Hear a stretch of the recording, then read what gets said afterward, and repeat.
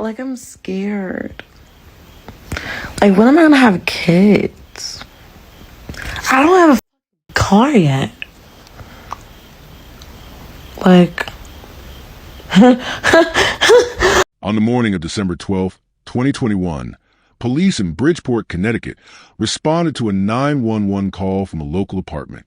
Inside, they found a 23-year-old woman unresponsive on the floor, beside her bed. There were visible signs of blood under her nostril. The caller, a 37-year-old man, told officers he had met the woman just 3 nights earlier through a dating app. He claimed they had been drinking, watching a movie, and fell asleep beside each other. He said he awoke to find her cold and unresponsive. Paramedics arrived and pronounced her dead at the scene. Now to an I-Team exclusive. There are new questions about the police investigation into the dating app death of a young woman, Lauren Smith Fields, in Bridgeport, Connecticut. Investigative reporter Sarah Wallace delves into that mystery. There were no immediate signs of forced entry, and the man who called 911 was not detained or questioned further. According to police, he cooperated and was not considered a suspect. The woman's family was not notified by authorities. They learned of her death the following day after visiting her apartment and finding a note on the door. When they entered the home, they discovered a scene that raised additional questions. Items they believed should have been treated as evidence had not been collected or logged. Some were photographed by the family before being reported to investigators. About our daughter, their sister, our loved one. They thought they was gonna just throw her away like she was garbage. Amid this family's anguish are emotions of outrage and disgust at how the Bridgeport Police Department has investigated the mysterious death of 23-year-old Lauren Smith Fields. It was careless. It was no concern. There was no care for the family about how we felt, our grief, our pain, none of that. Weeks later, a medical examiner would rule the death accidental. The official explanation cited alcohol and multiple substances found in the victim's system. No arrests were made. No charges were filed. But the timeline, the evidence, and the investigative decisions would soon come under public scrutiny. As national attention turned to the case, questions emerged. Was something overlooked? Was someone protected? And why was the investigation handled the way it was? Stay with us as we unravel this shocking story and uncover the heartbreaking details of what led to this senseless loss. Before we begin, let us know in the comments, where are you watching from? And what are your thoughts as the story unfolds? Welcome to True Crime Tales, where we reveal the crimes that shock communities and the secrets hidden behind closed doors. Hit subscribe and turn on notifications. You won't want to miss what's coming next. Now, let's begin. Lauren Smith Fields was a 23-year-old woman residing in Bridgeport, Connecticut.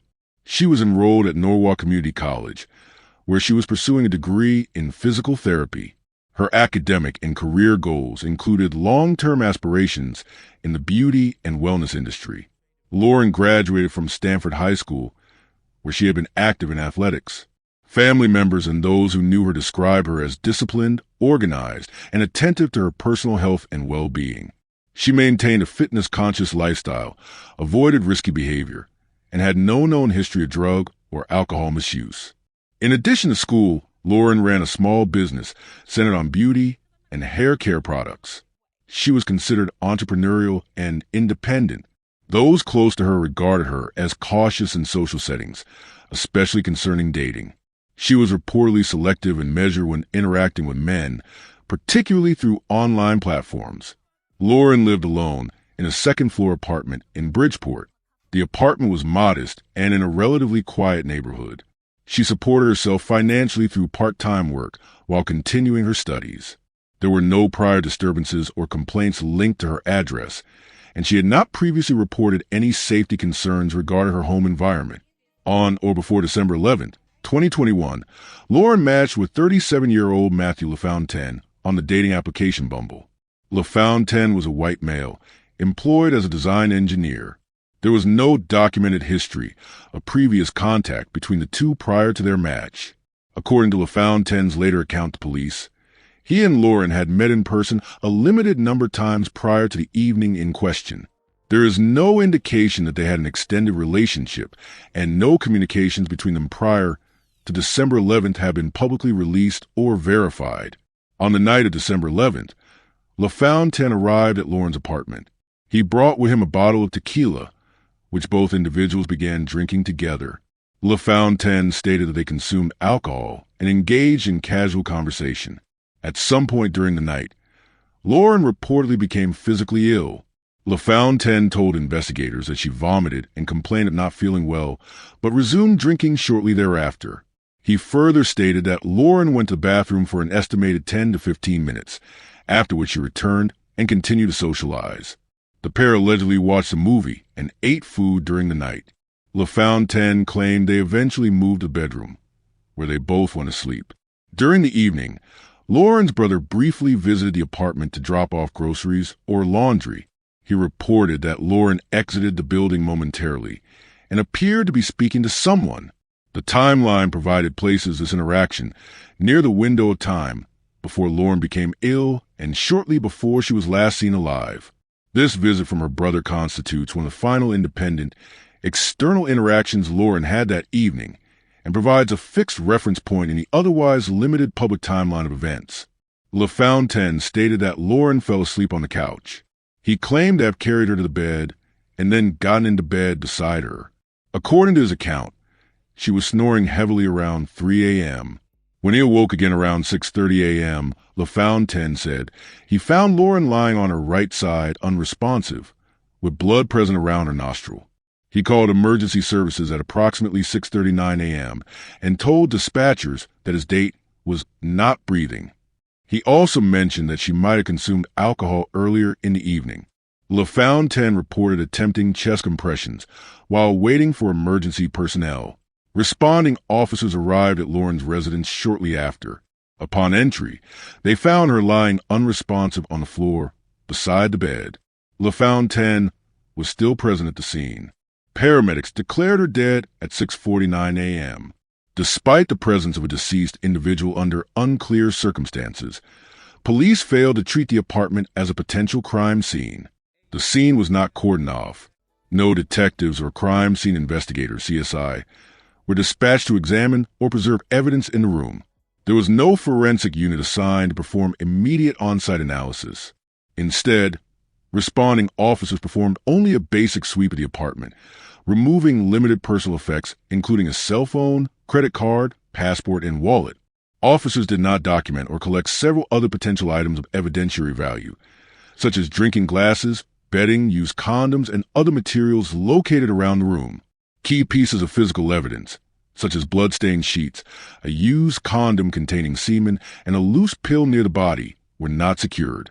These items were left in the apartment and not processed as evidence during the initial response. Lauren's family was not contacted by police regarding her death. No officer, investigator, or department representative informed the family on the day of the incident. Concerned after not hearing from Lauren, her mother, Chantel Fields, attempted to call her throughout the day on December 12th and into the next day. Receiving no response, the family visited Lauren's apartment on December 13th, 2021. Upon arrival, they found a note taped to the door. The note had been written by the landlord and included a detective's phone number for them to call. This was the first indication the family received that something had occurred. The failure to directly inform the next of kin was a clear deviation from standard protocol in death investigations. It also delayed their ability to make critical decisions and gather information in the early stages. After discovering the note and contacting police, the family was permitted access to Lauren's apartment. Upon entry, they found that the scene remained largely untouched from the night of her death. The bed still contained blood-stained sheets. A used condom was found in the bathroom trash. A white pill was located near her body. All these items remained in place days after the police response and had not been collected, tagged, or analyzed by any forensics team. Recognizing the oversight, the family took photographs of the scene and the items present. They collected what they believed to be evidence and later turned it over to the authorities. This series of actions raised critical questions about crime scene contamination, loss of forensic integrity, and potential destruction of key biological evidence. The failure to secure and preserve the scene may have permanently compromised the investigation into Lauren's cause and manner of death. On January 24th, 2022, the Connecticut Office of the Chief Medical Examiner released the official autopsy report. The report ruled Lauren's death as an accidental overdose. According to toxicology findings, Lauren had multiple substances in her system at the time of death. Fentanyl, a synthetic opioid 50 to 100 times more potent than morphine. Promethazine, a sedative antihistamine, sometimes mixed with narcotics. Hydroxyzine, an anti-anxiety medication. Alcohol, blood alcohol, levels not publicly disclosed. This combination, especially when involving fentanyl, is known to have potentially lethal interactions, particularly affecting respiratory function. The family immediately disputed the findings, citing Lauren's background in health practices. Her mother stated that Lauren was fearful of drugs due to generational addiction within their family, and that she did not use opioids or sedatives. Unconvinced by the official cause of death, the family retained an independent pathologist to conduct a private autopsy. Their legal representatives requested clarification of the toxicology breakdown and demanded further investigation into how the drugs entered Lauren's system. Despite these findings, Bridgeport police did not initiate a formal inquiry into the origin of the fentanyl. There is no public documentation indicating that investigators sought to determine whether Lauren had been unknowingly drugged or poisoned. Given that Lauren's date, Matthew LaFontaine, was the last known person to see her alive, and that he spent the night in the same bed, the presence of fentanyl and sedatives introduced a strong basis for suspicion of foul play. Fentanyl is rarely used recreationally in small doses due to its potency and high risk of overdose. It is commonly associated with unintentional poisoning or deliberate drugging. Despite this, police did not classify the incident as suspicious, and LaFontaine was never detained, interrogated as a suspect, or charged. There was no indication that any DNA testing was conducted on a used condom or other materials in the apartment, nor that the drinks consumed by the two were tested for adulteration.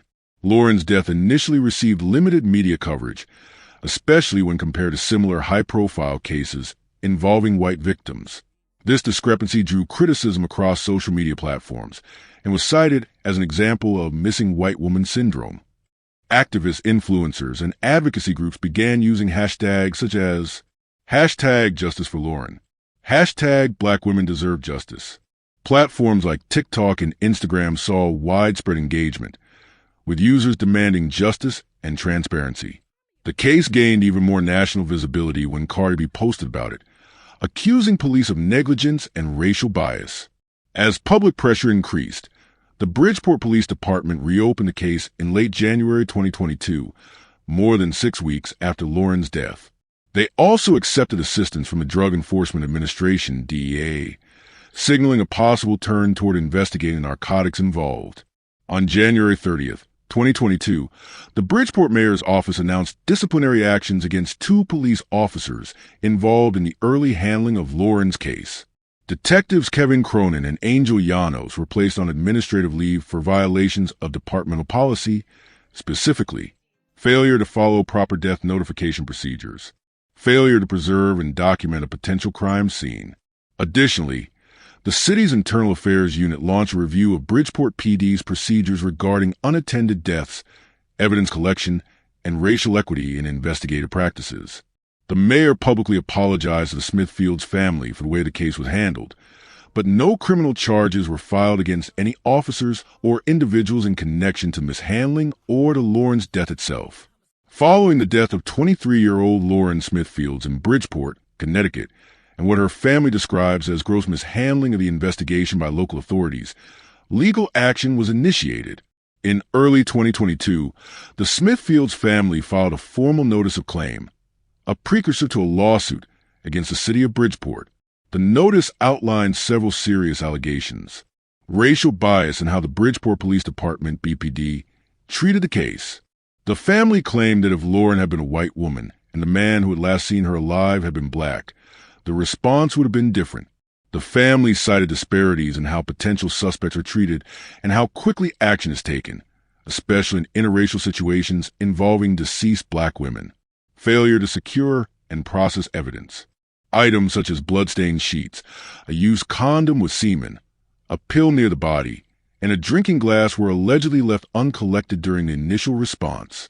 The family claims they later discovered and photographed many of these items themselves, raising questions about forensic protocol and potential evidence contamination.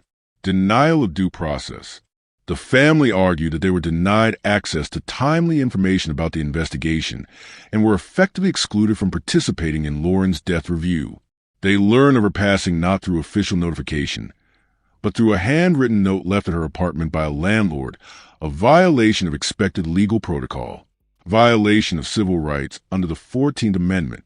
The claim specifically cited that the city and its police department denied Lauren equal protection under the law and failed to provide her family with procedural justice guaranteed by the Constitution. In addition to filing the notice of claim, the family began advocating for state-level legislative reforms in Connecticut. They demanded structural changes to prevent similar failures in the future. Among their proposed policies were mandatory notification of next of kin within 24 hours in all death investigations. The family argued that no one should ever find out about a relative's death through unofficial means. Internal review for all deaths involving interracial parties when no immediate arrest is made. The family maintained that in racially charged cases, oversight should be automatic to ensure transparency and prevent bias. The legal claims filed by the Smithfields family remain one of the most significant developments in the aftermath of Lauren's death, spotlighting broader issues about how marginalized victims, particularly black women, are treated within the criminal justice system. Central to the case is the man who last saw Lauren Smithfields alive, Matthew LaFontaine, a 37-year-old white male who met her on the dating app Bumble. LaFontaine was never publicly named a suspect. From the outset, Bridgeport police described him as cooperative and stated that he seemed like a nice guy. Despite being the last known person to see Lauren alive, LaFontaine was not arrested, detained, or subjected to intensive questioning, at least not in any manner documented for public record. According to his account, the two had spent the evening drinking tequila, watching movies, and socializing. He claimed she had become ill at one point, but later seemed better. He told police he carried her to bed and woke up hours later to find her unresponsive with blood around her nose. He then called 911. Critically, there is no known record of a full interrogation, a polygraph test, or collection of LaFontaine's DNA. The absence of basic investigative measures led to widespread criticism of the case's management. The Smithfields family and many in the public questioned why he was not treated with the same level of scrutiny often applied to people of color in similar circumstances. Observers also pointed out the racial dynamics at play. Had the racial roles been reversed, a black man found in bed with a deceased white woman, it's likely, critics argue, that the response would have been immediate, aggressive, and suspect-focused. The police's early decision to accept LaFontaine's account without challenge or deeper investigation remains one of the most heavily scrutinized elements of this case. As of mid-2025, the case of Lauren Smithfields remains open but inactive. No arrests have been made.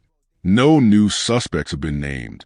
Law enforcement has offered no substantial public update since early 2023.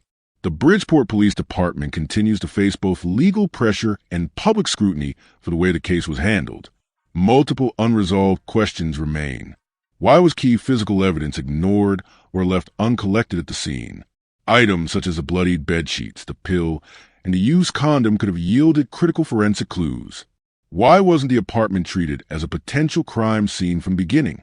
The lack of initial crime scene processing limited the potential for useful forensic results. Was Lauren unknowingly drugged or poisoned? The toxicology report revealed the presence of fentanyl, a highly lethal substance, even though Lauren had no history of drug use. It remains unclear how that drug entered her system. Why was LaFontaine not treated as a person of interest? Given his proximity to the death, the delay in emergency response, and the inconsistencies in his timeline, many feel a deeper probe was warranted. How can the justice system ensure equal urgency and transparency for marginalized victims? The family argues that Lauren's case reveals systemic flaws that extend far beyond a single investigation. These unanswered questions continue to drive public interest in the case and have become focal points in broader conversations about justice reform, racial equity, and gender-based violence. Though Lauren Smith Fields' death remains unresolved, her story has created a lasting impact. It has become a national example of how institutional failures, procedural missteps, and social disparities can converge in a single case. Her name has been invoked in debates about racial equity in policing, the treatment of black women in media and law enforcement, and dating app safety. Advocacy groups have cited her case while calling for reforms in how police handle unexplained deaths, particularly when involving young women and interracial dynamics. The Smith-Fields family remains vocal and persistent in their pursuit of truth, legal accountability, and policy change. Their efforts have already led to administrative action within the Bridgeport Police Department, the suspension of detectives, and the advancement of state-level policy discussions. Whether Lauren's death was a result of accidental overdose or something more sinister, one fact is clear. The initial response by authorities created a chain of negligence that has obstructed clarity and delayed justice. Lauren's case is more than a tragedy. It is a reflection of a system under scrutiny, one where race, gender, and indifference intersect. The full truth behind her death may never be known, but the demand for answers, accountability, and systemic reform continues. If you found this story as gripping and heartbreaking as we did, don't forget to like this video and share it with others. And if you want to hear more true crime stories that uncover the mysteries behind these tragic events, make sure to subscribe to our channel and turn on the notification bell. You won't want to miss our latest stories, updates, and discussions. Thank you for joining us on this journey to seek justice and explore the truth. Together, we can make a difference. Until next time, stay safe and stay aware.